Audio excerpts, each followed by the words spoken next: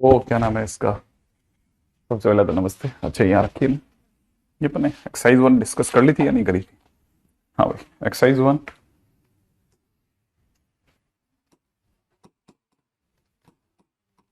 Differential equation.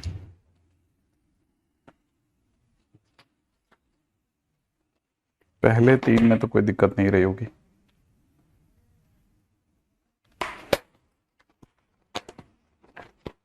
Question number 5 में problem आई होगी आपको, जिसका डिफरेंशिएशन इसमें एक्चुअल में दो आर्बिट्रेरी है।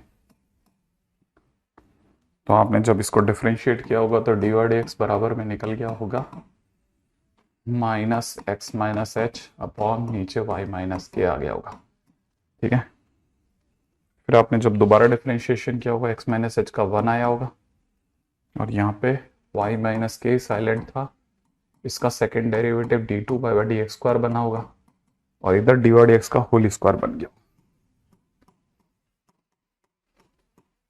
ये 0 रहा होगा, राइट है। इससे आपका d two y by d x square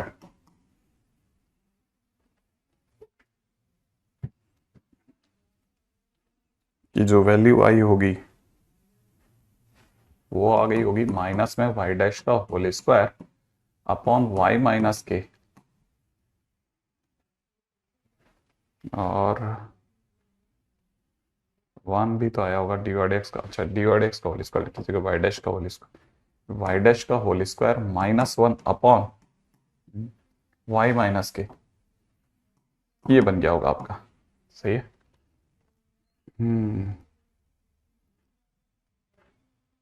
अब वाई डैश की जो वैल्यू थी, ये वाली वैल्यू उठा करके आप यहां रख देना।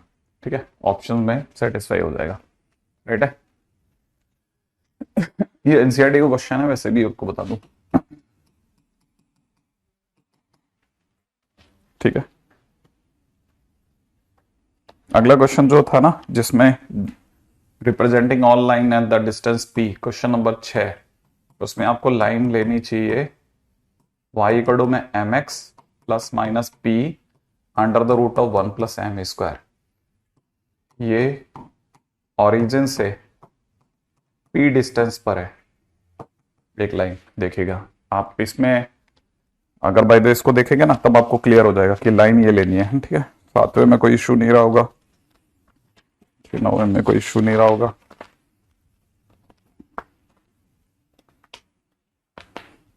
क्वेश्चन नंबर 12 भी मैंने करवा दिया है।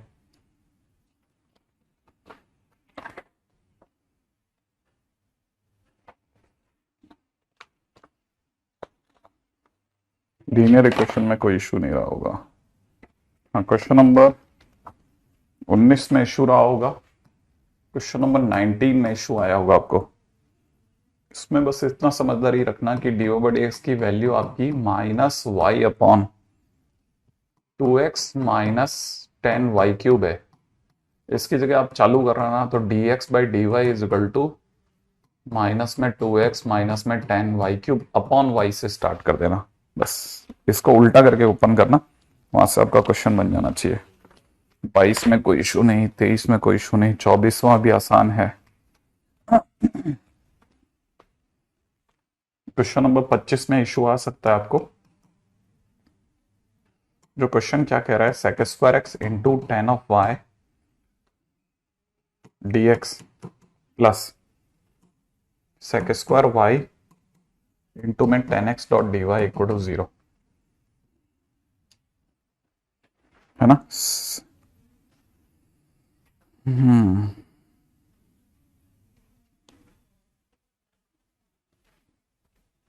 हाँ, तो इसमें भी कोई इशू नहीं है।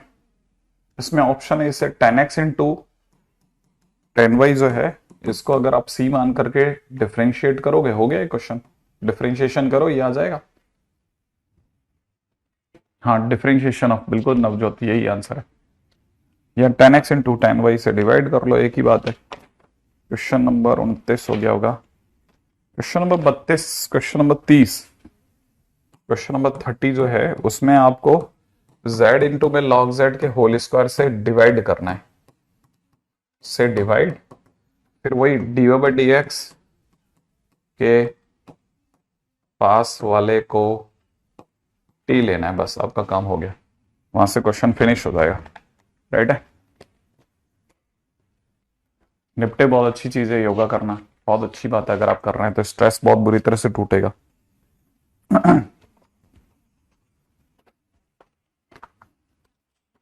एक्सरसाइज 2 लेवल 1 पे आ जाते हैं। क्वेश्चन नंबर 5 तक हो गया होगा। 7 ही क्वेश्चन है क्या इसमें? नहीं, 8 है। इसमें भी कोई तकलीफ नहीं हो रही होगी, 8वां भी हो गया होगा। 1,0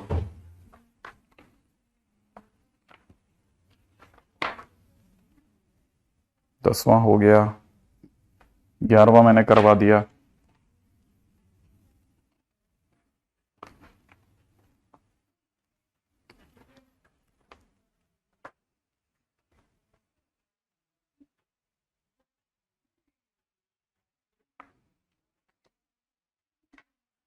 बस क्वेश्चन नंबर 12 में, एक्सरसाइज 2 लेवल 1 के क्वेश्चन नंबर 12 जो है, उसमें एक चीज का ध्यान रखना, इसमें आपको जरूरत पड़ेगी ना, तो y of a is equal to minus a square का यूज करना है आपको, है ना। ये आपको इसकी जरूरत पड़ेगी आने वाले टाइम में, बस और किसी चीज पे तो जगह नहीं लगती मेरे को, तकलीफ आएगी आपको। नहीं, पीवाई क्यों करो, सीधा क्वेश्चन नंबर एक्सरसाइज 2 लेवल 1 के बाद सीधा एक्सरसाइज 2 लेवल 1 भी है मेरे हिसाब से, अगर आप बन रहा है तो ठीक, नहीं तो सीधा पीवाई क्यू पे चलो। ठीक है, क्वेश्चन नंबर 15 आएगा आपका। क्वेश्चन नंबर 15 में ध्यान रखना कि साइन टी की जगह 2 tan t by 2 upon 1 plus cos 1 plus ten square T by 2 1 plus, और कॉस टी की जगह पर 1 minus ten square T by 2 upon 1 plus ten square T by 2 का यूज करना है आपको, बस इतना ध्यान रख लेना। बाकी तो इसमें भी कहीं तो लास्ट तक नहीं पड़ेगी आपको। 16वां हो जाएगा। आप लोगों ने करें कि नहीं करें question, I don't know. First order के अंदर ये वाला क्वेश्चन हो गया 21वां।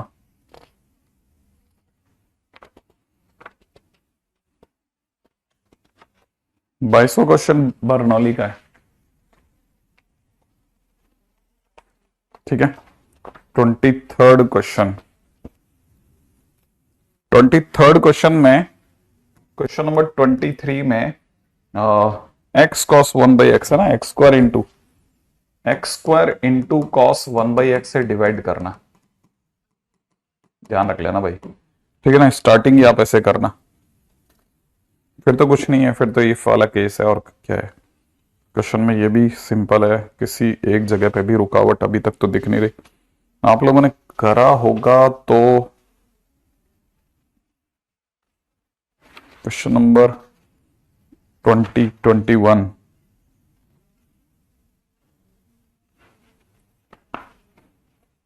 Question number 33, d o by d x जो है, क्या कह रहा है इसके लिए, the water is drain from a vertical cylinder tank by opening a valve at the base of the tank. It is known that the rate at which the water level drops is proportional to the square root of the water depth y. It is known that the rate at which water level drops माने dy by dt किसके proportionate है, root y के, माने dy by dx is equal to k root y हो गया। सही है, इससे आपका dy by root y from starting from the time 0 to the y is equal to dy by dt है ना, इज इक्वल टू dt के बराबर हो जाएगा। ठीक है, वो भी 0 से लेकर के t टाइम तक। तो ये हो जाएगा 2 root y is equal to t k t.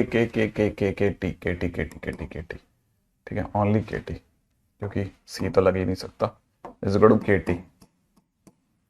और कुछ इंफॉर्मेशन है, के पॉजिटिव है, depends on the acceleration due to the gravity and the geometry of the whole.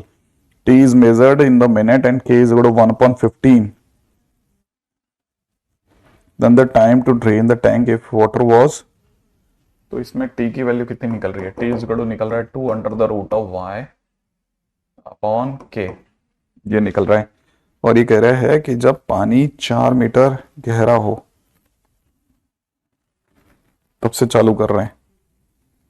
मैंने इसकी जगह तो 4 हो गया, 2√4 सही है। और के की वैल्यू 1/15 है, तो 15 ऊपर गया, 15 दूनी 30 दूनी 60, 60 मिनट लगेंगे। ये क्वेश्चन नंबर कौन सा आ गया? 33। ठीक है, हाँ सी आ गया इसका। ठीक है, आप वो उस पे क्या नाम है प्रज्ञा अरशद अपने उस पे डाल देना, क्या नाम है, ग्रुप में है ना, तो फिर मैं वहां से आपको देख पाऊंगा। हाँ बिल्कुल, मेरी ला रहे हैं बिल्कुल, अपनी कक्षा पे टेस्ट सीरीज भी ला रहे हैं, और वो वन शॉट भी। वन शॉट इस संडे से वैसे प्रोबेबली चालू कर लेंगे। इस बार अभी क्या मतदान वतदान के चक्कर में हम लोगों को डिले करना पड़ गया, बहुत सारी जगह गाड़ी अटकी। क्वेश्चन नंबर 36 बहुत अच्छा क्वेश्चन है। क्वेश्चन नंबर 36, क्वेश्चन नंबर 36 क्या कहता है कि F double dash x plus में दे रखा है एफ डैश एक्स प्लस में दे रखा है एफ स्क्वायर एक्स, ठीक है, इजिकल टू में दे रखा है x square, be the differential equation of the curve and P be the point of maxima. Maxima पर एफ डैश एक्स 0 होता है और एफ डबल डैश एक्स जो होता है ना वो नेगेटिव हो जाता है। उसको कुछ नेगेटिव के नाम पे के ले लेते हैं, तो इसकी जगह तो मैं माइनस के रख देता हूं, पास वाले की जगह 0 और इसकी जगह f square x is equal to x square ले लेते हैं। तो एफ एक्स का square is equal to x square plus k हो गया। ठीक है, ये हो जाएगा क्वेश्चन। एफ डैश एक्स 0 हो गया, तो x square F dash x is a negative number है ना, वेर के इज पॉजिटिव, ये भी पहले बता दूं, के इज पॉजिटिव, तो एक्स स्क्वायर प्लस के। अब क्या डिमांड करिए क्वेश्चन है?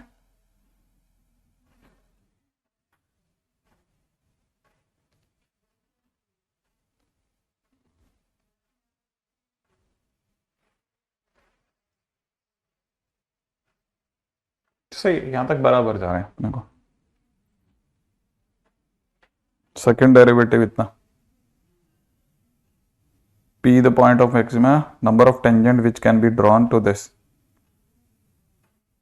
तो 4 टेंजेंट हो जाएंगे इसके, दो टेंजेंट, दो टेंजेंट हो जाएंगे ना, एक्स स्क्वायर प्लस के। ठीक है, तो के जो होगा that is equal to x square minus y square हो गया। तो x square minus y square, ये के तो पॉजिटिव है, must be greater than equal to 0, तो एक तरह से देखा जाए तो y square is less than equal to x square. एक तो y इक्वल टू एक्स वाला और ये वाला, अपने पास में ये दो हाइपरबोला के केस बन जाएंगे है ना, ये वाली और ये वाली लाइन दो हो जाएगी। तो आंसर नंबर ऑफ 10, मैक्सिमा के पॉइंट पे तो एक भी टेंजेंट नहीं खींचा जा सकता, मैक्सिमा के पॉइंट पे एक भी टेंजेंट नहीं खींचा जा सकता इस पे। ठीक है, अदरवाइज अगर उस पे जाकर के देखा जाए तो वैसे दो टेंजेंट बनेंगे लेकिन असिम्प्टोट फॉर्म में, तो 0 आंसर हो जाएगा इसका। बस अर्लीस्ट पॉसिबल हम लोग ट्राई कर रहे हैं इसके बारे में भी। ठीक है, चलिए ये तो हुआ इसके बारे में बात, अब अगले पे बढ़ते हैं भाई, है ना, नेक्स्ट क्वेश्चन की तरफ। के की वैल्यू कैसे निकल, के की वैल्यू तो दे रखी है ना, के के पास में पॉजिटिव होने के सिवा कोई, हाँ के के पास में सीओएडी क्या होता है, मैं नहीं समझा।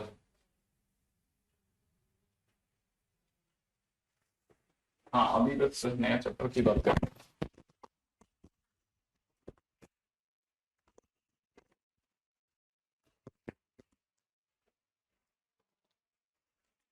चलिए अगला चैप्टर के ऊपर बात करते हैं। अगला चैप्टर बस फटाफट से निकालने का है, ज्यादा लंबे समय तक इसको घसीटेंगे नहीं। नाम है चैप्टर का स्ट्रेट लाइन। हाँ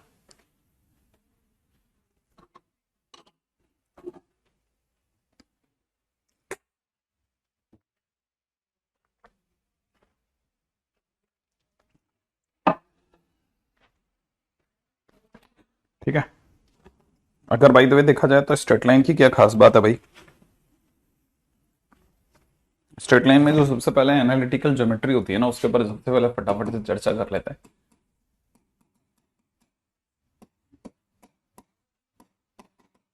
ठीक है, एनालिटिकल ज्योमेट्री का आइडिया होना बहुत जरूरी है आपको,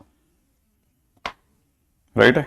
एनालिटिकल ज्योमेट्री, जैसे इसमें सबसे पहले आपको रोम्बस है ना, और रोम्बस से भी पहले अगर देखा जाए तो पहले सबसे पहले पैरेललोग्राम की बात करते हैं। पैरेललोग्राम, ठीक है।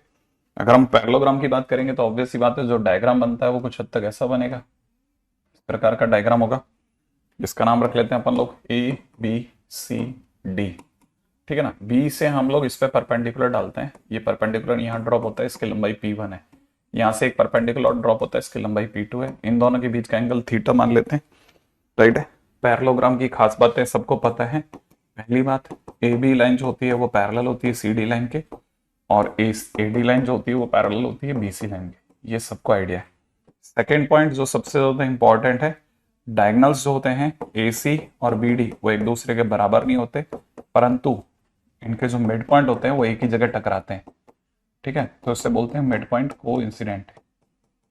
इन दोनों के मिड पॉइंट कैसे कोइंसिडेंट है, ये सबको आइडिया ही है, ठीक है ना भाई। डायगोनल एक दूसरे को बाइसेक्ट करते हैं, और कोई खास बात तो नहीं है इसमें, बट हाँ इसके अंदर जो दो बातें जो सबसे पहले जानी जाती हैं वो है एरिया, ठीक है। अगर एरिया की बात की जाए ना, तो एरिया निकालने के दो रास्ते हैं। माने डेल्टा की अगर बात की तो डेल्टा निकलता है कितना, है ना। इस लाइन को अगर मैं ए बोलता हूं, इस लाइन को अगर मैं बी बोलता हूं, ठीक है। इस लाइन की लंबाई को अगर मैं ए बोलता हूं, इस लाइन की लंबाई को अगर मैं बी बोलता हूं, तो मेरा एरिया हो जाएगा 2 टाइम्स में हाफ AP1, राइट है। या दूसरा एरिया होता है डेल्टा इज इक्वल टू में 2 टाइम्स में हाफ BP2, सही है। BP1 ये P2 कर देना, ये P1 कर देना, ठीक है। आई एक्सपेक्ट कि अपने को आइडिया होगा कि ऐसा कर सकते हैं ना। मुझे नहीं पता ये कोड क्या है, ये COAD क्या चीज है आपकी, ठीक है। अच्छा, मतलब दुनिया की नजरों में AP2 is equal to BP1 एक ही बात है, डेल्टा, ठीक है। ये फर्स्ट पॉइंट। सेकंड पॉइंट, ठीक है, एक और रास्ता भी है हमारे पास में, ठीक है, डेल्टा बताने का। वो है अगर सिर्फ साइड लेंथ A और B दे रखी हो और उनके बीच का एंगल थीटा गिवन हो, तो हम कहते हैं हाफ AB साइन थीटा का डबल, 2 टाइम्स में हाफ AB साइन थीटा का डबल, माने हाफ AB साइन थीटा का डबल माने AB साइन थीटा, जब साइड लेंथ गिवन हो, ठीक है। तीसरा तरीका है, ठीक है, अगर बाय द वे सिर्फ परपेंडिकुलर्स गिवन हो, ठीक है, तो परपेंडिकुलर्स गिवन हो तो हम बोलते हैं डेल्टा इज इक्वल टू में कितना, P1 P2 cosec theta, P1 P2 cosec theta, right है। P1 P2 कोसेक थीटा, हाँ भाई, P1 P2 cosec theta, first slide of STL, बिल्कुल सही बात है, ठीक है। उम्मीद है कि आप में से कोई मेरे को बता पाएगा कि P1 की क्या वैल्यू और P2 की क्या वैल्यू, बस ये बता दो आप तो, P1 की क्या वैल्यू है और P2 की क्या वैल्यू है। P1 की क्या वैल्यू है और P2 की क्या वैल्यू है, अगर आप ये बता देंगे तो बहुत सही जाएगा। P1 की क्या वैल्यू है और P2 की क्या वैल्यू है।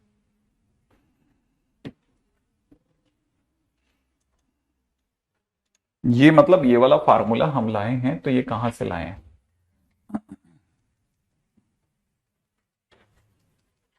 P1 की वैल्यू A साइन थीटा बता रहे हैं। अच्छा, P1 की वैल्यू A साइन थीटा, ठीक है। देखो जिसे अपन P2 कह रहे हैं वो ये वाली साइड है, ठीक है। ये यहां से यहां तक की जो दूरी होती है ना, ये B cos थीटा होती, और ये जो दूरी है this is A sine theta. तो P2 is equal to A sine theta, इसमें कोई डाउट नहीं है। P2 इज इक्वल टू कितना है, A sine theta. Same way अगर हम लोग A परपेंडिकुलर इस पे गिर रहा है, तो ये जो साइड होती है ना, ये A cos थीटा होती, ठीक है। तो ये वाली जो साइड होती A साइन थीटा होती, ठीक है ना। अब ये वाली A की जगह पे अपन B कर देते हैं, मेरे से यहाँ ये B को देखने में गलती हुई, B साइन थीटा, यहाँ पे B cos थीटा, ठीक है। तो ये P2 की वैल्यू हो गई B साइन थीटा, करेक्ट। इसे सही कर देते हैं, ये हो गया A साइन थीटा, राइट है। अब इस फार्मूले में उठा करके अगर मैं A की जगह पर P1 upon sine theta into P2 upon sine theta B की जगह इनटू साइन थीटा ही रहने दूं तो मुझे पता है एक साइन थीटा काट देगा और ये फार्मूला आ जाएगा। तो P1 P2 कोसेक थीटा आ जाएगा। करेक्ट। तो अपना यहां से प्रूफ हो गया। बस इसमें इससे ज्यादा कुछ नहीं है ना, पैरेललोग्राम में इससे ज्यादा कुछ भी नहीं है। सेकंड नंबर पे आ जाते हैं। सेकंड नंबर पे है, ठीक है, रोम्बस। Rhombus, rhombus.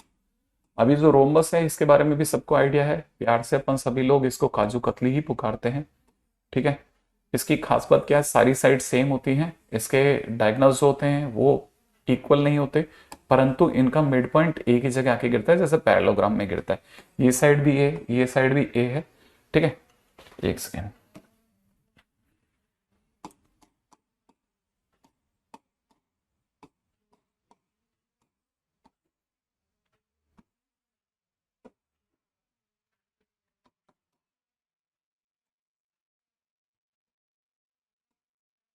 ठीक है।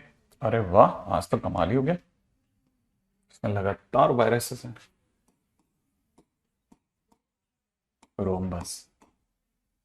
ठीक है।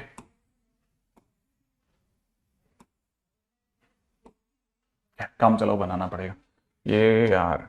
वो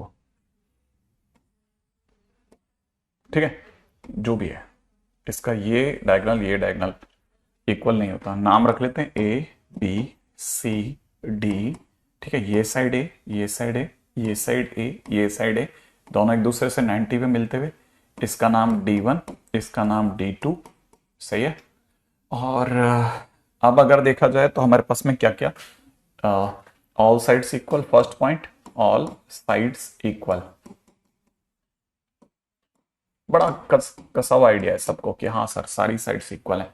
डायगनल्स अनइक्वल है ना। डायगनल्स अनइक्वल का मतलब हो गया कि मैं बोल सकता हूं A C is not equal to B D, A C not equal to B D, but mid point coincident है, मिड पॉइंट को इंसिडेंट है। ठीक है। अच्छा, तीसरी बात सबको अच्छे से पता है कि मिड पॉइंट को इंसिडेंट है, साथ में ए सी और बी डी एक दूसरे के परपेंडिकुलर होते हैं। ठीक है। और चौथी बात, अगर बाय द वे मैं पिछली बार हम लोगों ने परपेंडिकुलर डाला था ए से, नहीं डाला था बी से और डी से। ठीक है ना। अब अगर मैं बी पॉइंट से परपेंडिकुलर ड्रॉप करता हूं इस सीडी लाइन पर, तो इसको मेरे को बाहर बुलाना पड़ेगा, तब जाके परपेंडिकुलर गिरेगा। राइट है। अगर मैं डी पॉइंट से परपेंडिकुलर डालता हूं ए बी पर, तब भी इसे मुझे बाहर बुलाना पड़ेगा, तब परपेंडिकुलर गिरेगा। ये परपेंडिकुलर पिछली बार P2 नाम था, इसका P1, बी से जो गिरा था वो ऊपर से आया था, वो P1 था ना। तो D से P1 गिरा था, इससे P2 गिरा था। ठीक है। तो पिछले वाला वाला ही सीन चल रहा है। ये भी एक तरह का, ये भी है ना, this is also parallelogram, this is also parallelogram. ये पैरेललोग्राम ही है, पैरेललोग्राम से भी शिफ्ट नहीं हुआ है तो पैरेललोग्राम। आमने सामने की साइड्स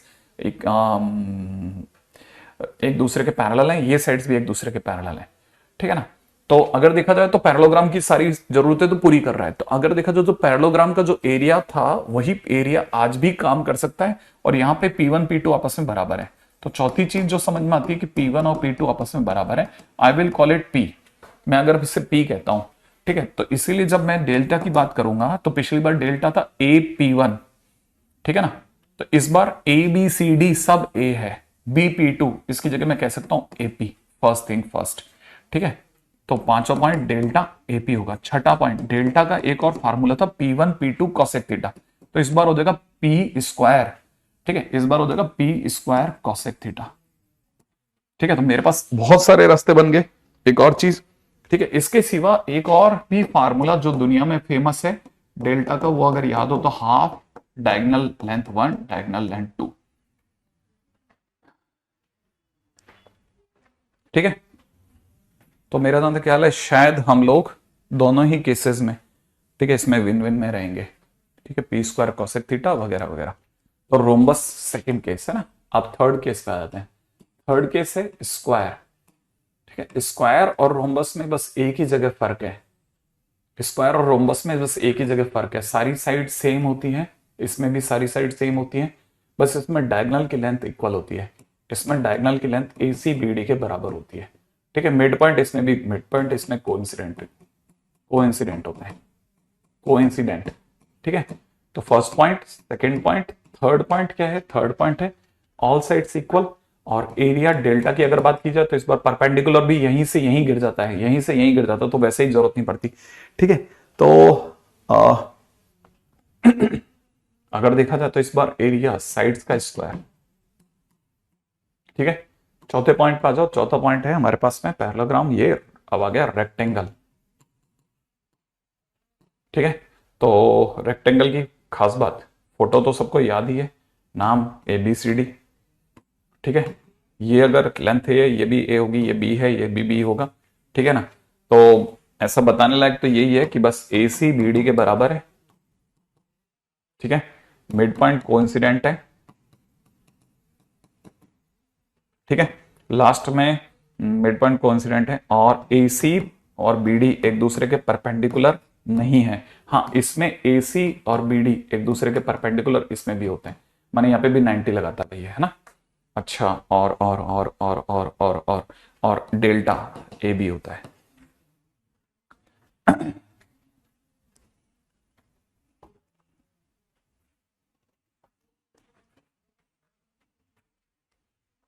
राइट है भाई, आगे बढ़ जाएं।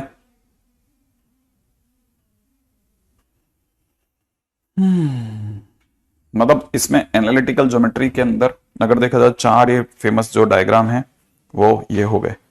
ठीक है ना, इसके बाद आता है 5वें नंबर पे साइक्लिक क्वाड्रिलेटरल।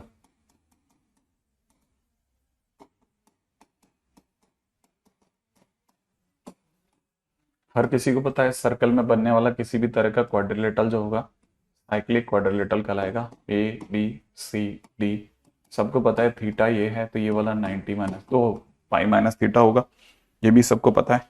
ठीक है ना। अच्छा, इसमें एक थ्योरम लगती है जिसका नाम है पटालोमी थ्योरम। ठीक है, टॉलमीज थ्योरम। आई एक्सपेक्ट कि ये भी सभी को याद होगी कि इसमें AB इंटू CD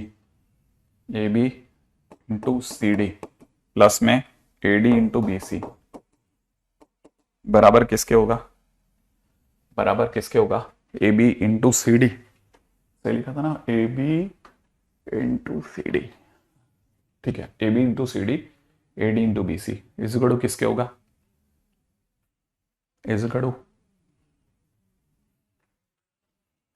बताइए बताइए, इस गड़ू किसके होगा, किसी को भी याद हो तो। तब तक मैं दूसरे वाले पे भी बात कर लेता हूं, बाहर के पॉइंट से P से यहां पे 2 ABCD भी बात कर लेते हैं। इस पे भी बात कर लेते हैं लगे आप तो, जो जो याद है बस बताते जाओ। AB, ठीक है, और इसको T पॉइंट, हाँ, इजिकल टू में इन दोनों का प्रोडक्ट के बराबर होगा एग्जैक्टली। ठीक है, इजिकल टू में हो जाएगा AC इंटू BD, ये भी काम खत्म। ठीक है, अगला इसके अंदर सबको पता है कि यहाँ पे मैं कह सकता हूँ P से अगर चल रहा है तो PA into PB, PA into PB, इसे आप XY भी बोल सकते थे। ठीक है ना, मैं इसको और क्लैरिटी के साथ लिखना चाहूंगा कि X सिर्फ यहां तक की डिस्टेंस है। ठीक है, और Y पूरी डिस्टेंस है। ठीक है, Y पूरी डिस्टेंस है। ये डिस्टेंस अगर m है और ये डिस्टेंस अगर n है, ठीक है, तो PA into PB is equal to PC into PD होता है। इसका मतलब X into y is equal to M into N होता है। ठीक है ना। अच्छा, इस वाले केस में सबको पता होना चाहिए PA into PB is equal to में अब PT इंटू PT होगा, PT इंटू PT। ठीक है, ये बाद में जाकर के आपके लिए पावर ऑफ पॉइंट का रास्ता बनाएगा। ठीक है, क्या अगर सर P पॉइंट अगर अंदर हो जाए तो दो कॉर्ड्स के लिए पॉइंट ऑफ इंटरसेक्शन P अगर अंदर हो जाए तो ABCD, अब क्या बोलना चाहिए बताइए। लास्ट वाले डायग्राम में बोल सकते हैं क्या कुछ, या नहीं बोल सकते। लास्ट वाले डायग्राम में क्या बोल सकते हैं बताइए। हाँ, फटाफट फटाफट फटाफट फटाफट, लास्ट वाले डायग्राम में हम क्या बोल सकते हैं।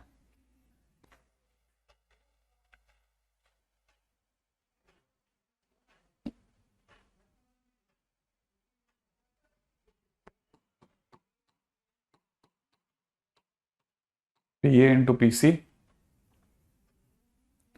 P A into P C is equal to P B into P D. ठीक है, एक्स, इसको कुछ भी नाम दे दो, एक्स वाई एम एन, इसको ये नाम दे देते हैं भले। तो एक्स इंटू एम बराबर में वाई इंटू एन। ये काम आएंगी ये सारी चीजें आने वाले टाइम में।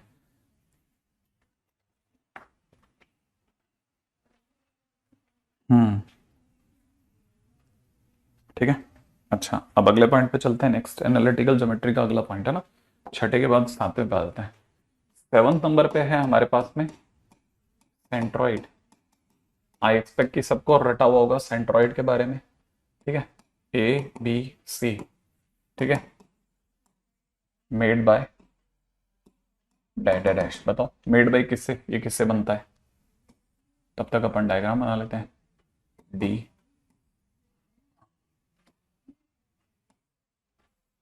ई एफ किस किस से बनता है बताइए? नहीं, पी मिड पॉइंट होता तब भी काम करता है, अभी तो नहीं है। Exactly, made by median. ठीक है, इस पॉइंट को अपन जी कहते हैं, सेंट्रॉइड का घर का नाम भी जी होता है। ठीक है ना। ये भी हमारे को अच्छे से रटा हुआ है कि मेड बाय मीडियन। और दूसरा ये भी सबको रटा हुआ है कि ये 2:1 में डिवाइड करता है, तो A G is to G D इसको 2:1 होता है। ठीक है ना। Same way B G into B G is to G E is to B 2:1 होता है। ये जो डी पॉइंट है दैट इज, अगर हम लोग इस पॉइंट को अगर x1 y1, इस पॉइंट को अगर x2 y2, इस पॉइंट को अगर x3 y3 कहते हैं, ठीक है, तो ये तो हमारे को सबको रटा हुआ है x1 प्लस में x3/2, y2 प्लस में नहीं x2 प्लस में x3, y2 प्लस में y3/2 इसे कहेंगे। ठीक है ना। तो जी पॉइंट के जो कोऑर्डिनेट होंगे अगर आप निकालते हैं तो अपन यही कहेंगे ना, 2 times of this, 2 times of x2 plus x3/3 plus 1 time of ऊपर वाला डिवाइड बाय नीचे 2 + 1, राइट है। नेक्स्ट पॉइंट की अगर बात करते हैं तो नेक्स्ट पॉइंट हो जाएगा कितना, 2 times of this y2 plus y3/2 plus में 1 टाइम ऑफ ऊपर वाला y1 अपॉन में नीचे 2 + 1। सही है। यहां से हमारे पास में जी प्रकट हुआ था, सबको पता है x1 plus x2 plus x3/3, ठीक है, y1 plus y2 plus y3/3, ये हमारा जी का कोऑर्डिनेट आ जाएगा। ठीक है।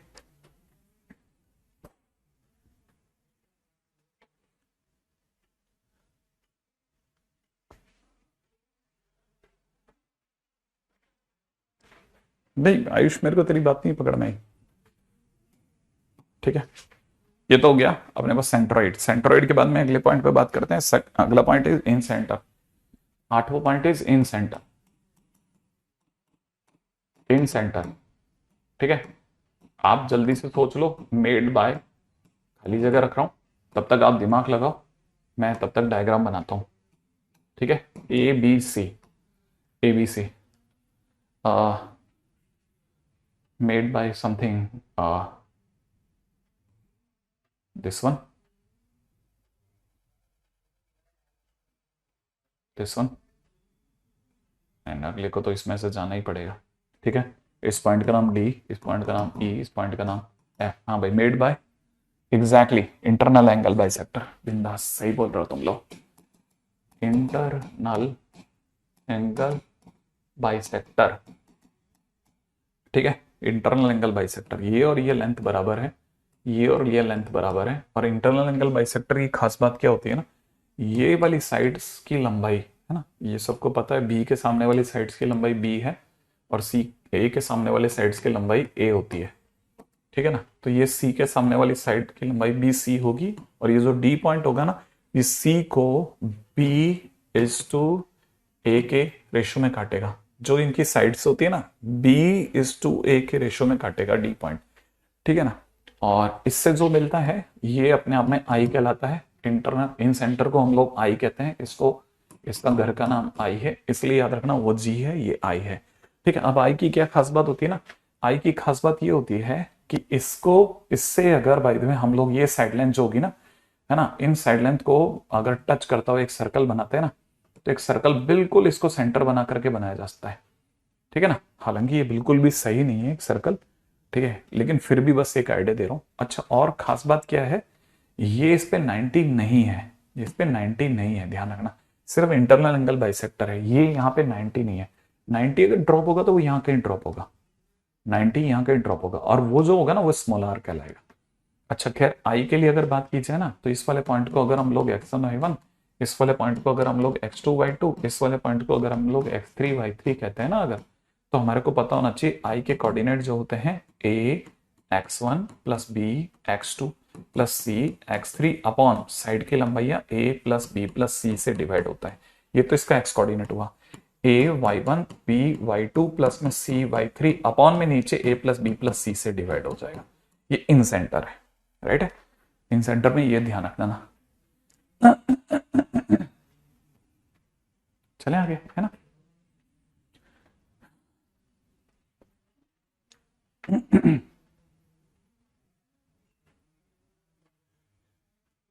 ठीक है, अगला, ओ गलती कर दी ना, इन सेंटर, सेंटर के बाद में हमारे लिए अगला पॉइंट क्या था,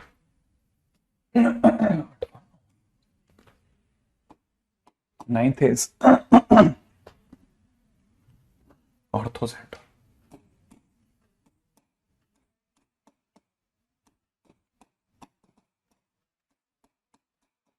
ortho centre denoted by H, made by dead dash. सोचना चालू करो आप लोग तब तक, ठीक है, अपन तब तक आगे बढ़ते हैं। चल, इसका नाम रख लेते हैं ए बी सी, यहाँ से परपेंडिकुलर ड्रॉप कराते हैं, वहां से वहां परपेंडिकुलर ड्रॉप कराते हैं 90 पर, यहाँ से यहाँ 90 पर परपेंडिकुलर ड्रॉप कराते हैं, ये यहाँ गिरेगा, यहाँ 90 बनाएगा। इस पॉइंट का नाम डी रख लेते हैं, ई एफ, वैसे तो हिंट हो गया, point of intersection of altitudes, very good, point of intersection of altitudes, ठीक है, ऑर्थो सेंटर। अच्छा, ऑर्थो सेंटर बराबर है, बराबर ऑर्थो सेंटर है ना, ये अगर छोटी छोटी चीजें मिस हो गई तो गड़बड़ हो जाएगा, ठीक है। अच्छा, इसको हम लोग अगर एच कहते हैं ना, ठीक है, तो step two find out H, एक वो टेन थीटा का फार्मूला भी दुनिया में चलता है, ठीक है, वो सब फर्जीवाड़ा है, देखो सच्ची बताऊं तो, ठीक है, कोई आज तक जिंदगी में कोई यूज करा हो तो बताना कि उसका फार्मूले की भी जरूरत पड़ी है ना, ए साइन 2 थीटा और वो सब फार्मूले जो चलते हैं मार्केट के अंदर, किसी काम के नहीं है, यूजलेस टाइम स्पेंड करने के लिए और कुछ नहीं है, ठीक है। जो काम की चीज है वो फार्मूला, वो क्या है, ऑर्थो सेंटर निकालते कैसे ये पता होना चाहिए। सबसे पहले तो, है ना, पहला पहला काम करते हैं हम लोग इस पूरी कहानी के अंदर, एच को एज्यूम करते हैं, एक्स कॉमा वाई या फिर एच कॉमा के, जो आपकी पसंद में है, ठीक है। सबसे पहले एच एज्यूम कर लो। सेकंड काम क्या करना है, ठीक है ना, एबीसी तीनों पॉइंट देगा वो आपको, तो एबीसी पॉइंट गिवन है, मैं लिख देता हूं एबीसी गिवन।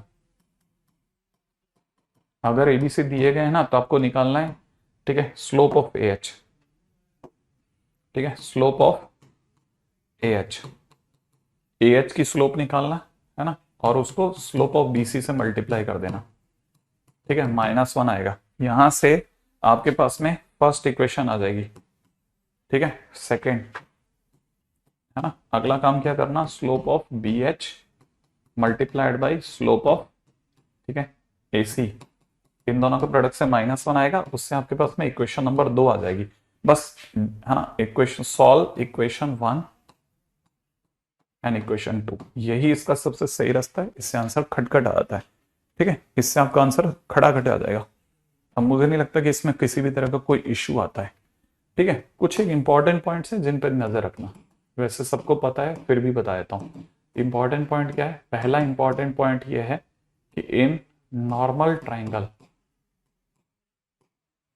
ठीक है, इन नॉर्मल ट्राइंगल, किसी भी नॉर्मल ट्राइंगल के अंदर क्या होता है ना, ए बी सी, ठीक है, जब भी होता है तो हमेशा एच जी ओ एक स्ट्रेट लाइन में होते हैं, ठीक है, एच जी और ओ आर कोलिनियर, ये हमेशा एक ही लाइन में होते हैं, ठीक है, ध्यान रखना। और इनकी खास बात क्या होती है ना, एच जी अपॉन जीओ 2/1 होता है, ठीक है। वैसे भी गांव के बच्चे बहुत आसानी से पढ़ पाते हैं, याद रखते हैं कि एच जी ओ, ठीक है। पहली चीज तो ये भी पकड़ना है, ये भी काम हो जाएगा, है ना। अच्छा, सेकंड चीज ये तो हुआ नॉर्मल ट्राइंगल। सेकंड अगला पॉइंट है, अच्छा अब यहां पे एक ओ के बारे में, सरकम सेंटर है ना, इसके बारे में बता देता हूं। ये तो मेरे से अभी चूक गया मैं इसमें, है ना। तो पहले उधर बता के इधर आता हूं, ठीक है। पॉइंट नंबर 9, 9 तो हो गया था, 10। पॉइंट नंबर 10, सरकम सेंट्रो, सरकम सेंट्रो, सरकम सेंट्रो, ठीक है। इसे ओ इसे शो करते हैं सरकम सेंट्रो। सरकम सेंट्रो की क्या खास बात है, सरकम सेंटर, ठीक है ना, मेड बाय, ये आप सोचना, made by, made by dash dash, सोचिएगा फर्स्ट पॉइंट, ठीक है। कोई किसी भी ट्राइंगल के तीनों वर्टिसेस को बाहर से टच करता हो कोई तो सर्कल होगा ना, हाँ होगा। तो जो भी तीनों वर्टिसेस को टच करता हुआ सर्कल होता है वो सरकम सर्कल कहलाता है, सरकम सर्कल, ठीक है। एनी सर्कल, ठीक है, टचेस ऑल 3 वर्टिसेस, ठीक है। Any circle touches all 3 vertices, बिल्कुल सही जवाब। ये परपेंडिकुलर बाइसेक्टर से बनता है, मेड बाय परपेंडिकुलर बाइसेक्टर्स। खास बात क्या होती है इसकी, ठीक है ना, इसकी खास बात ये होती है, इसकी पहली बात, इसका दूसरी बात, इसकी तीसरी बात, ठीक है। The point which is equidistant, equidistant from all 3 vertices, एक ऐसा पॉइंट है ये, ठीक है, जो कि तीनों से बराबर दूरी पर है। ये दूरी, ये दूरी और ये दूरी बराबर है, ध्यान रखना, ठीक है। इसका तीनों दूरियां बराबर है, ठीक है। तो इसको बेसिकली इसको फाइंड आउट भी इसी से करते हैं हम लोग, फाइंड आउट भी इसी से करते हैं, ठीक है। डी हेयर ओ ए बराबर ओ बी बराबर ओ सी, इससे है ना। तो पहला स्टेप क्या होता है, अज्यूम, अज्यूम ओ, ओ को हम एक्स कोमा वाई या फिर एच के दोनों में से कुछ भी मान लो, ठीक है ना।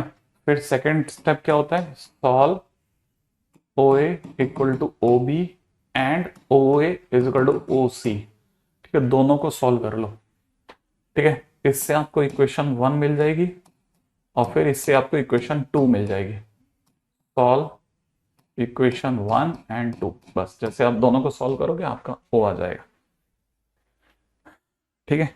बिल्कुल भी टाइम कहीं पे भी वेस्ट नहीं होने दे रहा मैं आपका, ठीक है। फोकट की कोई बकवास नहीं, सीधा सीधा गेम। अच्छा अब चलते हैं पलो, in right angle triangle, right angle triangle बड़ा मस्त काम होने वाला है, इससे बहुत सारे क्वेश्चन अटकते हैं बच्चों के, ये ध्यान रखना है ना। ए बी सी, ये राइट एंगल कहां पर है, एंगल बी पर, एंगल बी पर। अच्छा अगर ये राइट एंगल ट्राइंगल है तो राइट एंगल ट्राइंगल होते ही ये जो बी वाला जो पॉइंट है ना, ये आपका ऑर्थो सेंटर हो गया, ठीक है ना। इसका मतलब जो भी राइट एंगल वाला पॉइंट होता है, जो भी राइट एंगल वाला पॉइंट होता है, point of perpendicular right angle, ठीक है, is, point of right angle is ortho centre, ठीक है, ऑर्थो सेंटर, ठीक है। और दूसरी बात ये कि AC का मिड पॉइंट अगर D है, ठीक है, mid point of hypotenuse, mid point of hypotenuse, ठीक है,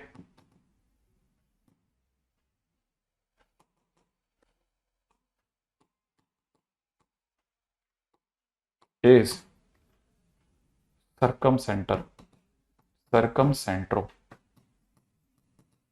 ठीक है।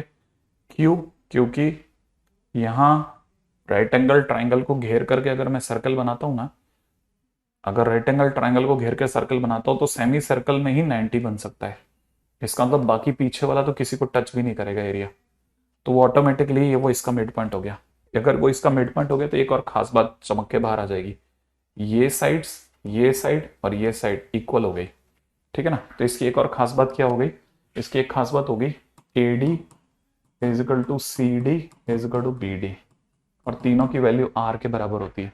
और R क्या चीज है यहाँ पे, R यहाँ पर सर्कम रेडियस है, ठीक है ना, ये स्मॉल r नहीं है ना, ऐसा।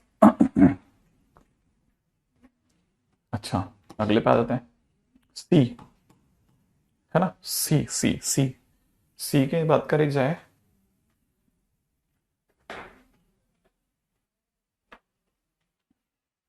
C की अगर बात की जाए तो वो है equilateral triangle. Equilateral triangle, equilateral triangle के बारे में आप जो जानते हैं वो तो जानते ही हैं। एक और चीज जो ये है HGIO, ठीक है, कोलिनियर नहीं होते, इस बार को इंसिडेंट होते हैं, ठीक है। अच्छा, मिड पॉइंट ही मतलब मीडियन जो होती है ना, जो इसकी मीडियन होती है वो मीडियन ही ऑल्टीट्यूड भी होती है, ऑल्टीट्यूड भी होती है, और वो एंगल बाइसेक्टर भी होती है, एंगल बाइसेक्टर भी होती है। ये सब बहुत छोटी छोटी चीजें, ये थोड़ा फटाफट से निकालेंगे। जब तक हम क्वेश्चन में नहीं पहुंचेंगे ना तब तक बस सिर्फ थ्योरी रिवाइज करवा रहा हूं, ये समझ लो। हम लोग पिछले आधे घंटे के अंदर 10 मेजर जगह से निकल गए हैं, बस सिर्फ फटाफट से रिवाइज करा रहा हूं, क्योंकि ये सब चीजें जो है ना स्ट्रेट लाइन को बोझ बनाती हैं, स्ट्रेट लाइन को बोझिल करती हैं, बोझिल। क्वेश्चन जो होते हैं ना वो इसको ईज करते हैं, और क्वेश्चन तक पहुंचने में जो समय लगता है ना, इसकी वजह से ही ये बहुत लेंथी दिखता है, तो मैं वो उसकी लेंथ कम कर रहा हूं, ठीक है। हाँ, आगे बढ़ता हूं, नेक्स्ट, ठीक है। एज एक्सपेक्टेड ये तो अपन ऑलरेडी कर चुके हैं, सरकम सेंटर, ठीक है। सरकम सेंटर के बाद में ये तो हमारा काम हो गया, ठीक है।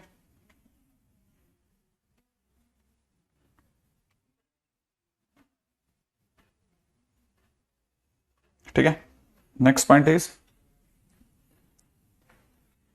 11th point, section formula.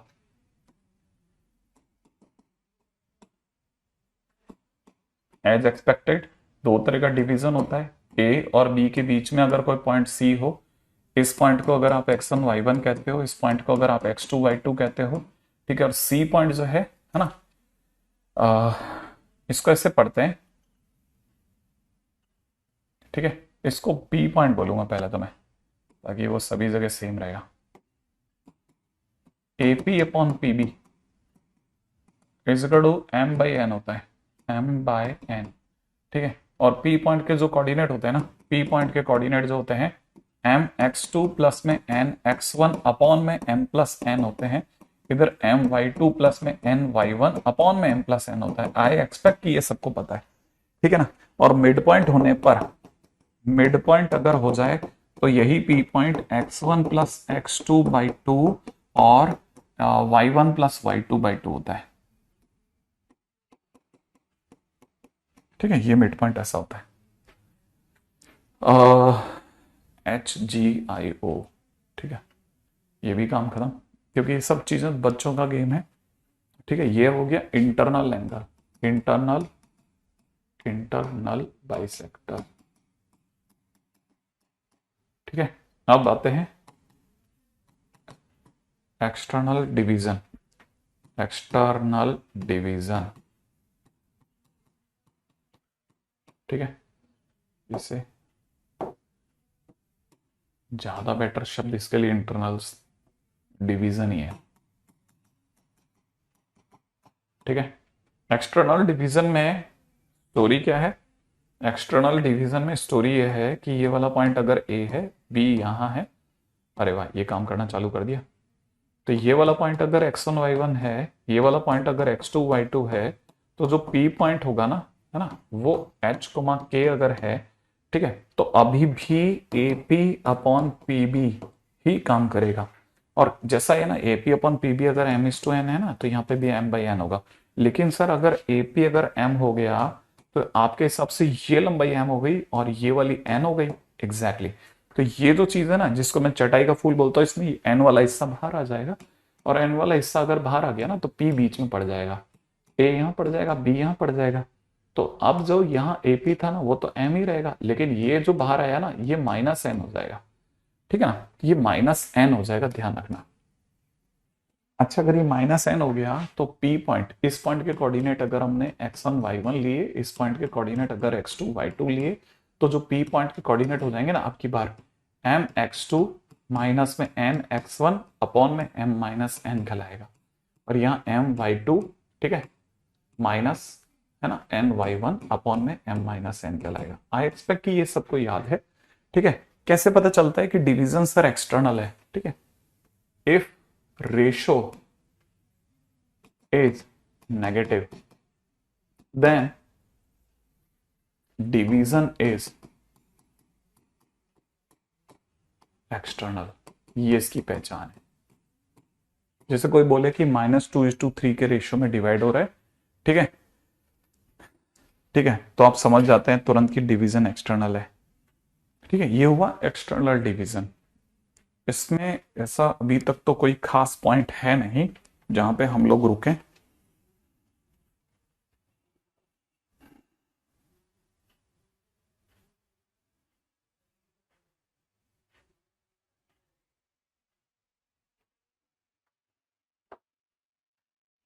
ठीक है, इसमें बस एक ही पॉइंट है जो कि बहुत काम का नाम दिया जाता है, लेकिन उसका भी एक ही क्वेश्चन है, और वो है हार्मोनिक कॉन्जुगेट, हार्मोनिक, ठीक है। Next point 12th, harmonic conjugate. ये हार्मोनिक कॉन्जुगेट क्या है? If P point divides A B in m/n internally, ठीक है, and Q point divides A B externally, नहीं A B in m/n externally, ठीक है। एक पॉइंट जो है वो ए बी को, एक पॉइंट जो है ना ए बी को बीच में डिवाइड कर रहा है और रेशियो बता रहा है m/n का। एक पॉइंट जो है ना Q, वो भी डिवाइड कर रहा है पर m/n का रेशियो बता रहा है, माने ये वाला हिस्सा m बता रहा है, ये वाला हिस्सा n बता रहा है, ठीक है। अगर ऐसा है कि हमको ये पता चल रहा है कि एक पॉइंट इंटरनली m/n में डिवाइड कर रहा है, दूसरा एब्सोल्यूट वैल्यू m/n मतलब एक्सटर्नली डिवाइड कर रहा है, ठीक है, then P and Q are said to be harmonic conjugate, harmonic conjugate। अब ये P और Q जो है ना हार्मोनिक कॉन्जुगेट करेंगे, ठीक है, तब ये हार्मोनिक कॉन्जुगेट कहलाएंगे, याद रखना। P और Q पॉइंट्स होंगे ना वो हार्मोनिक कॉन्जुगेट कहलाएंगे। हाँ, आराम से। इसमें क्या है, ये चैप्टर इतना लड्डू सा चैप्टर है, इसमें कहां दोबारा से पूरा करना। हार्मोनिक कॉन्जुगेट, ठीक है, कहलाएंगे। इसका सबसे ज्यादा यूटिलाइजेशन आपको जिस जगह मिलेगा वो होगा सर्कल। सर्कल में इसका सबसे ज्यादा यूज करते हैं हम लोग, है ना। सर्कल में क्या होता है ना, अगर आप सेंटर टू सेंटर मिलाते हैं, ठीक है, और दोनों पॉइंट जो है ना वो एक्सटर्नली एक दूसरे के मतलब दो सर्कल अगर बाय द वे एक दूसरे से थोड़ी दूरी पर हैं, ठीक है ना, एक दूसरे को क्रॉस नहीं कर रहे, एक दूसरे के अंदर नहीं है, तो हम एक टेंजेंट यहां से निकाल सकते हैं, एक टेंजेंट हम सेम वे यहां से निकाल सकते हैं, और ये दोनों टेंजेंट एक दूसरे को पी पॉइंट पे काटते हैं, ठीक है। ये क्योंकि टेढ़े हैं इसलिए इन्हें ट्रांसवर्सल टेंजेंट कहते हैं, ठीक है ना, TCT, ट्रांसवर्सल कॉमन टेंजेंट। तो ये TCT है, ये भी TCT है ना। तो दोनों TCT का बाई चांस जो पॉइंट ऑफ इंटरसेक्शन होता है ना वो C1 और C2 को मिलाने वाली लाइन पे ही आता है। अच्छा, सेम वे हम एक है ना यहां से भी देखते हैं कि हमारे पास में एक टेंजेंट U भी जा रहा है, ठीक है। ऐसे ही हम देखते हैं एक टेंजेंट जो होगा ना वो हमारा U भी जा रहा है। अच्छा, ये आगे जाकर के वापस इस C1 C2 को मिलाने वाली लाइन पे ही टकराते हैं। ये क्योंकि डायरेक्ट हैं, क्रॉस नहीं कर रहे, इसलिए इन्हें डायरेक्ट कॉमन टेंजेंट बोलते हैं। इसे भी डायरेक्ट कॉमन टेंजेंट बोलते हैं। ये दोनों एक दूसरे को क्यू पे टकराते हैं। अब जो ये P पॉइंट है ना, ये C1 C2 को है ना इंटरनली डिवाइड कर रहा है, बीच में आ रहा है, ठीक है, इंटरनली डिवाइड कर रहा है, ठीक है। तो यहां पे इंटरनल डिवीजन हो रहा है और रेशो जो भी है, ठीक है ना, जैसे मैंने मान लो M/N मान लिया, तो जो Q पॉइंट होगा ना वो इस C1 C2 को मिलाने वाली लाइन को एक्सटर्नली डिवाइड करेगा, एक्सटर्नली डिवाइड करेगा, ठीक है। अब ये जो डिवीजन होगा ये भी M/N के रेशियो में होगा। तो हम यहां पे कह सकते हैं कि P, अगर P पता चल गया तो Q पता चल ही जाएगा, क्योंकि P पता चलने का मतलब मेरे रेशियो पता चल गया, ठीक है। तो अगर देखा जाए सिर्फ क्वेश्चन करो, फिर उस केस में हर्ष सिर्फ क्वेश्चंस ही पार लगाएंगे, ज्यादा थ्योरी को पीते रहना कुछ मतलब नहीं है, ठीक है। जब तक क्वेश्चंस नहीं आएंगे स्ट्रांग नहीं होगा। फिजिक्स की तरह से है बिल्कुल, कितनी बार ही थ्योरी पढ़ लो, जब आपके न्यूमेरिकल्स बनने लग जाते हैं इसका मतलब आपका फिजिक्स स्ट्रांग होता जा रहा है डे बाय डे, ठीक है। अच्छा खैर, तो P, Q are harmonic conjugate here, ये यहां पर हार्मोनिक कॉन्जुगेट हो गए, ये ध्यान रखना P और Q यहां पे हार्मोनिक कॉन्जुगेट हो गए एक दूसरे के, ठीक है। हार्मोनिक कॉन्जुगेट बहुत गजब चीज है ये। अच्छा अब रेशो कैसे निकालते हैं इस केस में, है ना, इस केस में रेशो कैसे निकालते हैं, इस केस में रेशो निकालने के लिए हम क्या करते हैं ना, इस पे परपेंडिकुलर डालते हैं, ठीक है, इधर से इस पे परपेंडिकुलर डालते हैं। ये क्योंकि टेंजेंट है तो 90 यहीं फॉल होना था, यहां पे भी 90 यहीं फॉल होना था। अच्छा इस केस में ये वाला जो ट्राइंगल होता है ना, ये ट्राइंगल और ये ट्राइंगल एक दूसरे के लिए सिमिलर ट्राइंगल हो जाते हैं। तो हम यहां पे कह सकते हैं कि जो हमारा ट्राइंगल C1, इस पॉइंट को कुछ नाम दे देते हैं, इस पॉइंट को A, इस पॉइंट को B नाम दे देते हैं। तो C1 A P, और यहां से देखा था C2 P B, है ना, ये दूसरे के लिए सिमिलर ट्राइंगल हो गए। तो सिमिलर ट्राइंगल के अंदर क्या खास बात होती है कि परपेंडिकुलर अपॉन परपेंडिकुलर, ठीक है, परपेंडिकुलर अपॉन परपेंडिकुलर माने C1 A upon C2 B, ठीक है, इजिकल टू में, है ना, इजिकल टू में हाइपोटेन्यूज अपॉन हाइपोटेन्यूज, हाइपोटेन्यूज कितना है इसका C1P अपॉन C2P, सही है। और अपने को तो ये तो पता ही है कि मैं कह सकता हूं इसलिए C1P अपॉन में C2P जो होगा, C1A की अगर बात की जाए ना तो वो तो रेडियस है, तो वो अगर इसको मैं R1 इसको R2 कहता हूं तो that is equal to R1 upon R2, तो मतलब C1 C2 को P पॉइंट जो है वो R1 अपॉन R2 के रेशियो में काटता है। तो सेम वे हम दूसरे के लिए भी प्रूव कर सकते हैं। अब सेम वे कैसे प्रूव कर सकते हैं, इस बार ऐसे करने के बजाय हम ये सब करेंगे कि हम ये जो लाइन है ना, ये जो ट्राइंगल है, आई एक्सपेक्ट कि आप देख पाएंगे, ठीक है, इस ट्राइंगल को और इस ट्राइंगल को सिमिलर ट्राइंगल बोलते हैं, है ना, इस जगह को M नाम दे देते हैं, इस जगह को N नाम दे देते हैं। तो अब की बार हम यहां पे कह सकते हैं कि ट्राइंगल C1MQ, ठीक है, is similar to triangle C2NQ, सही बात है।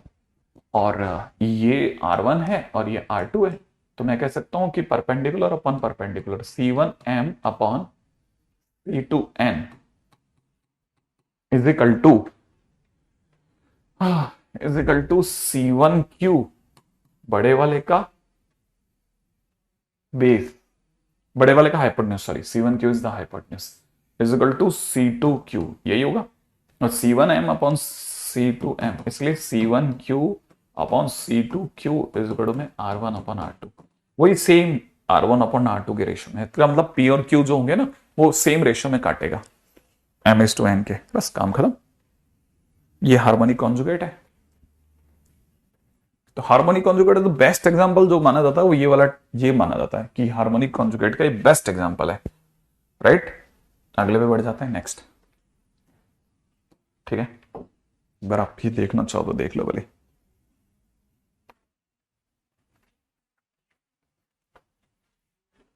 ठीक है। अगला क्वेश्चन में दे रखा है line 3x plus 4y is equal to 11 intersect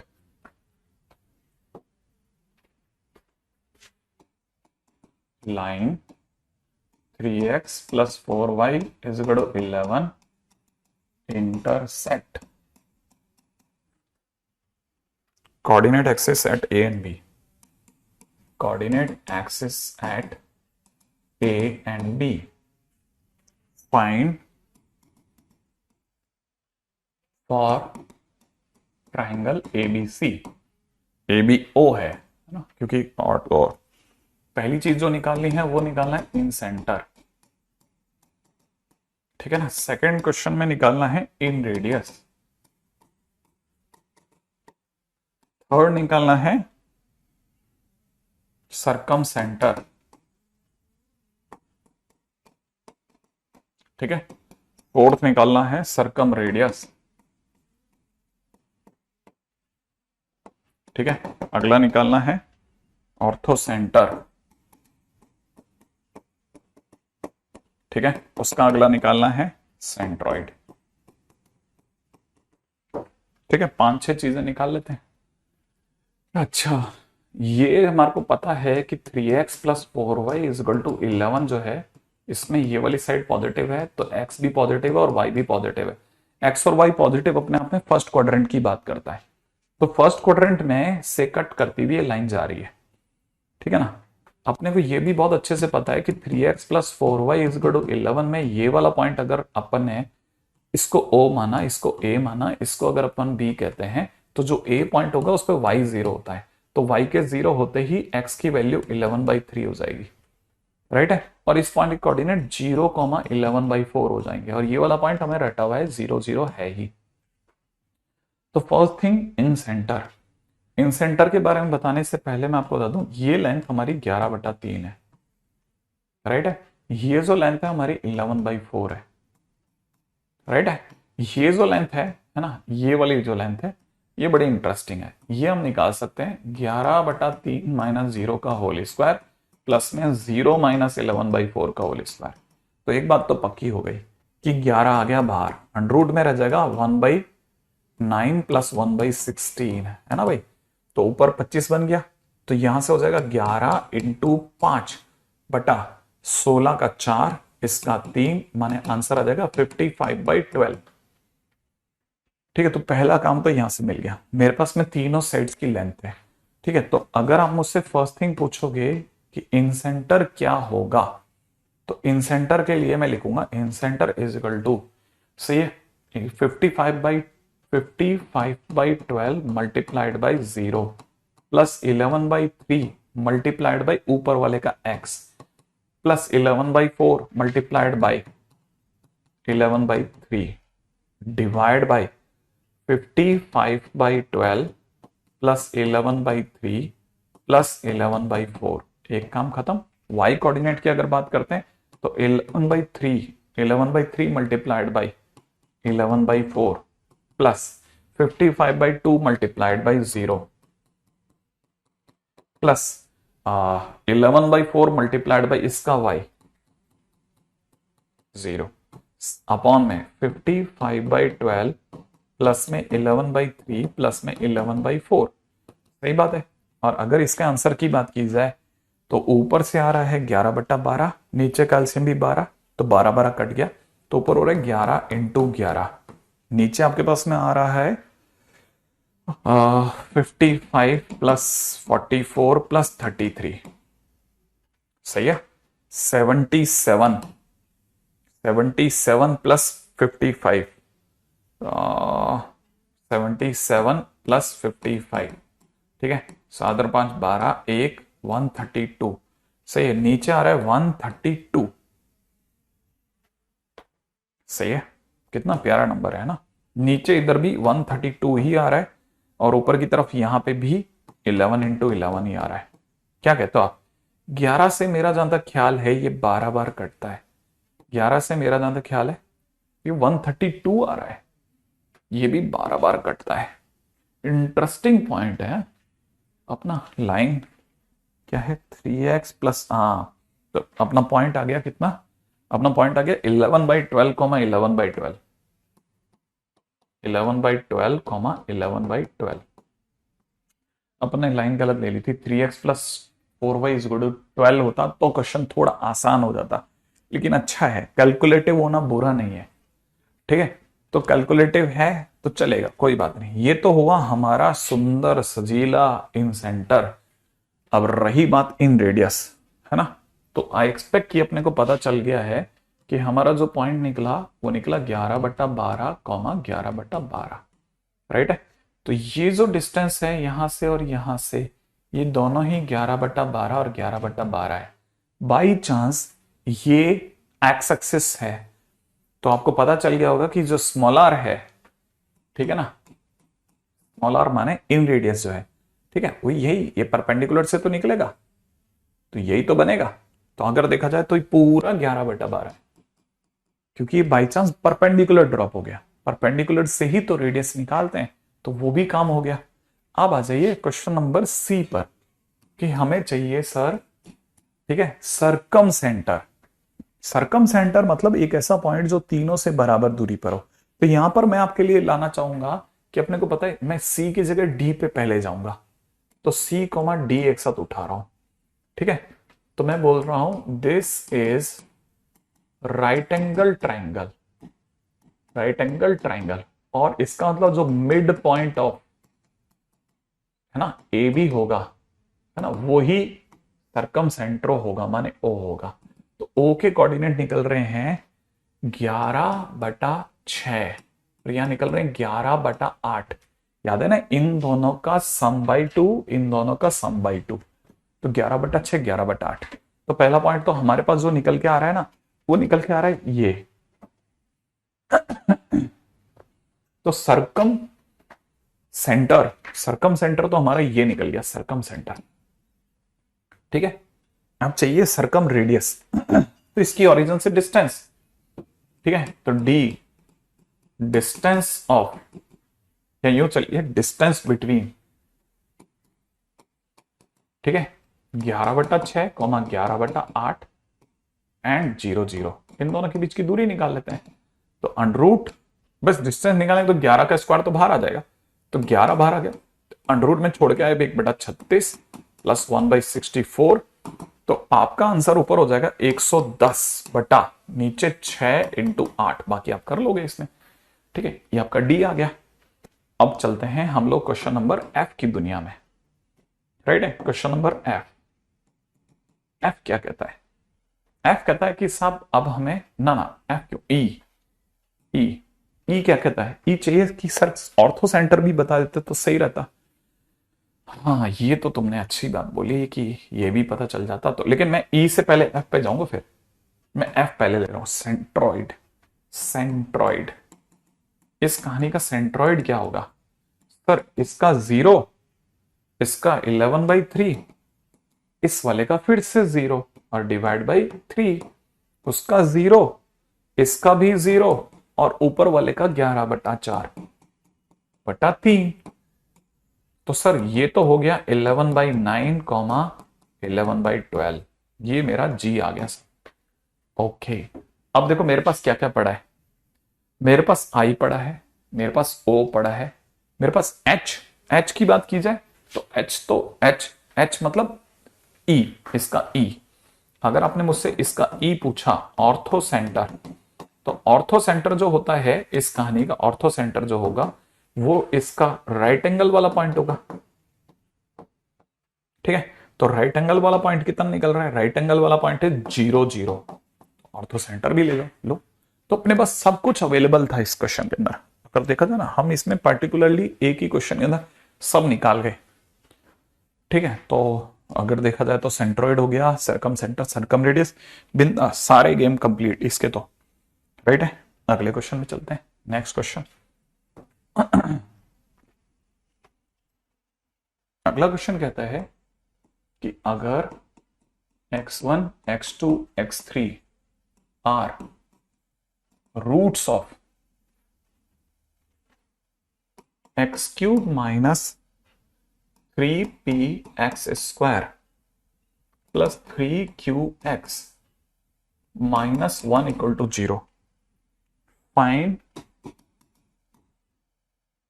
centroid of the triangle, centroid of triangle whose vertices are, whose vertices are x1 comma 1 upon x1, x2 comma 1 upon x2, x3 comma 1 upon x3. Good. तो देखो actual में क्या होता है ना, कई बार student इस तरह के क्वेश्चंस के झांसे में आ जाते हैं और वो सोचता है कि मैं इसके x1 x2 x3 निकाल लूंगा, है ना। हाँ कर सकता है, देखो अगर ट्राई करेगा तो कुछ ना कुछ तो कर ही आएगा, लेकिन क्वेश्चन में अगर आप फोकस रहो ना कि मांगा क्या है भाई, मांगा तो सेंट्रॉइड है। सेंट्रॉइड होता क्या है, तो सेंट्रॉइड सर इसका तीनों का सम बाई 3 होता है, तो ये मांग रहा है भाई, है ना। और इधर देखा जाए तो 1 अपॉन x1, 1 अपॉन x2 और 1 अपॉन x3 बाई 3 मांग रहा है।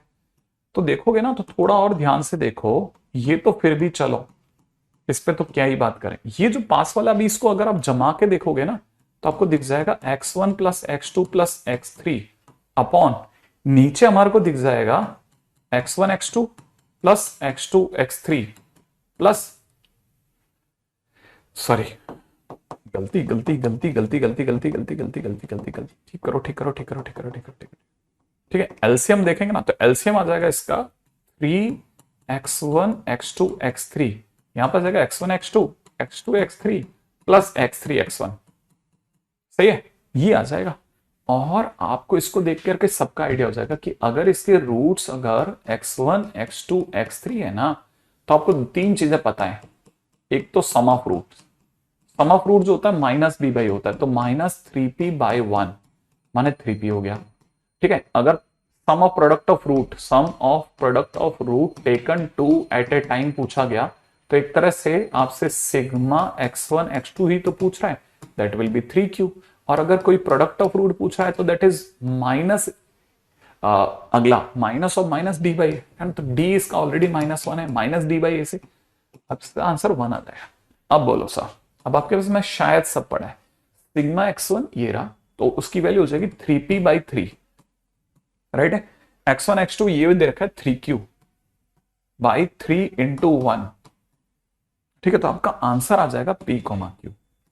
तो सबसे बेसिक क्वेश्चंस में से एक है जो ध्यान रखना बस आप, ठीक है। तो अगर आप स्ट्रेट लाइन के अंदर बेस देख रहे हैं ना, तो बेसिक क्वेश्चंस तो ये वाले हैं, ठीक है। बाकी मैं आपके पास में एक डीपीपी छोड़ देता हूं, ठीक है, वो अभी बोल दूंगा अपलोड होने के लिए, ठीक है। आप ट्राई करके देख लेना क्वेश्चंस को, बाकी देखिए।